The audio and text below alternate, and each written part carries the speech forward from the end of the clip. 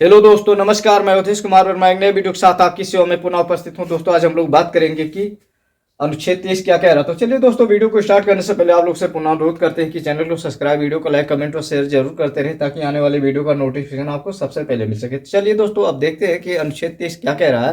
तो दोस्तों, अनुच्छेद 23 कह रहा है कि शोषण के विरुद्ध अधिकार। तो दोस्तों, किस प्रकार के शोषण के बारे में बात कर रहा है हमारा अनुच्छेद 23। तो दोस्तों, ये कह रहा है, दोस्तों हम 23 और 24 दोनों को जानेंगे। तो ये कह रहा है कि मानव दुर्व्यापार और बालात श्रम के बारे में कह रहा है, उसी के शोषण के बारे में कह रहा कि जो है, अगर कोई भी आदमी मानव दुर्व्यापार व बालात श्रम करेगा तो उसके वो जो है उसके विरुद्ध है, मतलब वो ऐसा नहीं कर सकता। उसके ऊपर रोकथाम के लिए ये अनुच्छेद 23 है।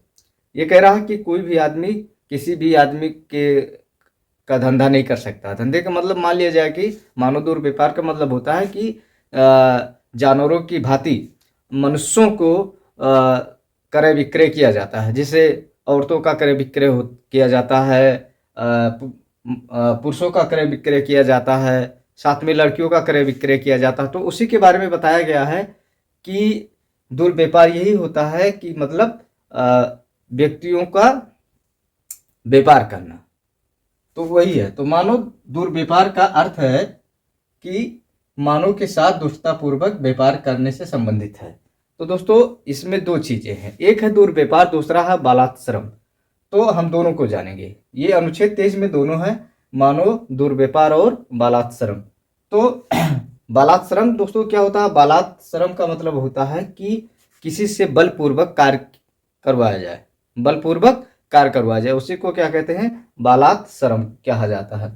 तो ये कह रहा है कि पुरुषों मानव दुर्व्यापार का अर्थ है कि मानव के साथ दुष्टतापूर्वक व्यापार करने से संबंधित है।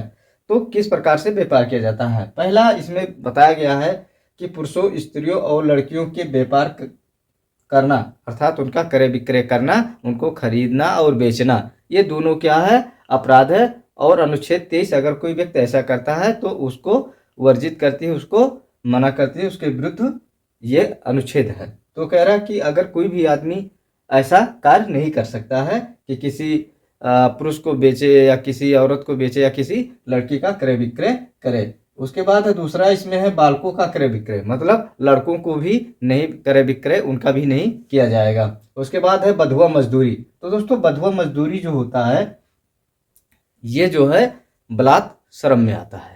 किस में आता है? बालात श्रम में आता है।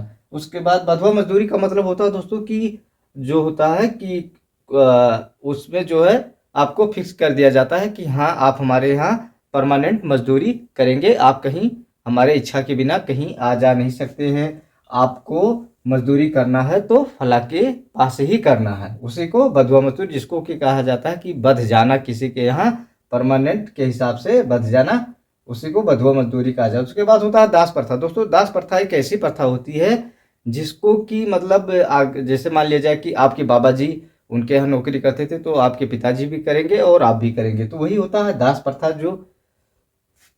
जो कि पीढ़ी दर पीढ़ी मजदूरी करने के लिए किसी घराने का पीढ़ी दर पीढ़ी मजदूरी करते रहते हैं, तो उसी को दास प्रथा। दोस्तों, अब जो है दास प्रथा का अनुच्छेद 23 जब से आया है, दास प्रथा का धीरे धीरे समाप्त हो गया है। अब उसके बाद है बालात श्रम या बेगारी कराना। तो दोस्तों, बेगारी कराने का मतलब ये होता है कि मान लिया जाए कोई आदमी है जिसको कि काम भी करवाया जाता है और क्या नाम है, उसको मजदूरी नहीं दिया जाता, उसी को बेगारी कहा जाता है।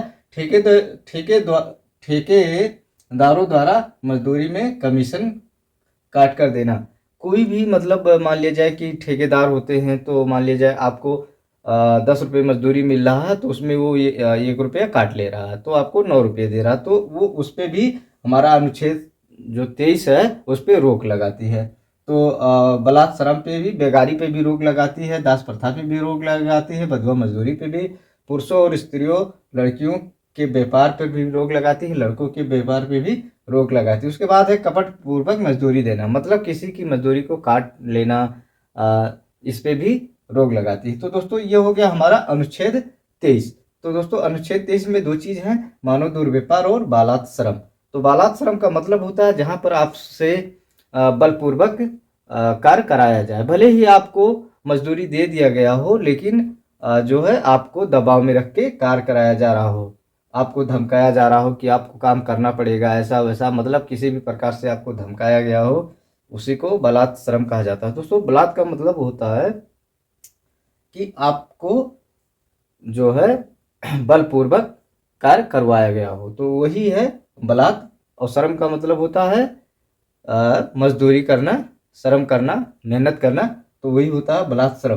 तो उसके बाद है अनुच्छेद 23। तो अनुच्छेद 23 हो गया। अब हम देखेंगे अनुच्छेद 24। दोस्तों अनुच्छेद 24 होता है, इसमें कहा गया कि 14 वर्ष के आयु के बच्चों से कार्य कराना पर प्रतिषेध लगाता है। अनुच्छेद 30 क्या है कि 14 वर्ष से कम के बच्चे अगर कहीं पर भी काम करते हुए किसी के अंडर मिल गए तो उनके ऊपर भी केस हो जाएगा, तो उस पर प्रतिषेध लगाती है। जैसे मान लीजिए किसी कारखाने में या कहीं पर भी 14 वर्ष से कम आयु के बच्चों से आप काम नहीं करवा सकते हो, क्योंकि 14 वर्ष से कम के बच्चों को भारत सरकार द्वारा निःशुल्क शिक्षा का अभियान चलाया गया है। वो 14 वर्ष तक के उम्र तक उनको पढ़ने का अधिकार है, और साथ में वो कमज़ोर होते हैं, जिससे उनके मानसिक स्थिति और शारीरिक दोनों पे दिक्कत होता है। तो इसलिए जो है अनुच्छेद 23 जो है, अनुच्छेद 23 और 24 ये दोनों शोषण के विरुद्ध अधिकार है। तो ये दोनों जो है प्रतिषेध लगाती हैं किस पे? पुरुषों और स्त्रियों के व्यापार पे, लड़कों के व्यापार पे, लड़कियों के व्यापार पे, बधुआ मजदूरी पे, दास प्रथा पे, बलात् श्रम पे, या मतलब उसको बेगारी कहा जा या करवाया गया हो, ठेकेदार द्वारा जो कमीशन काट लिया जाता है, कपटपूर्वक मजदूरी देने पे प्रतिषेध लगाती हैं। कौन? अनुच्छेद 23। वहीं पर अनुच्छेद 24 14 वर्ष से कम आयु के बच्चों से मजदूरी करवाने पे प्रतिषेध लगाती है। प्रतिषेध का मतलब होता है दोस्तों मना करती हैं। ये आपका मूल अधिकार है। आपसे अगर कोई ऐसा करवाता है तो आप जो है उसको मना कर सकते हो। तो हाँ दोस्तों, हमको आशा है कि वीडियो आपको पसंद आया होगा। दोस्तों वीडियो पसंद आया हो तो चैनल को सब्सक्राइब, वीडियो को लाइक, कमेंट और शेयर जरूर करते रहें, ताकि आने वाले वीडियो का नोटिफिकेशन आपको सबसे पहले मिल सके। वंदे मातरम, जय हिंद। फिर मिलेंगे किसी नए वीडियो में, तब तक अपना ख्याल रखिएगा।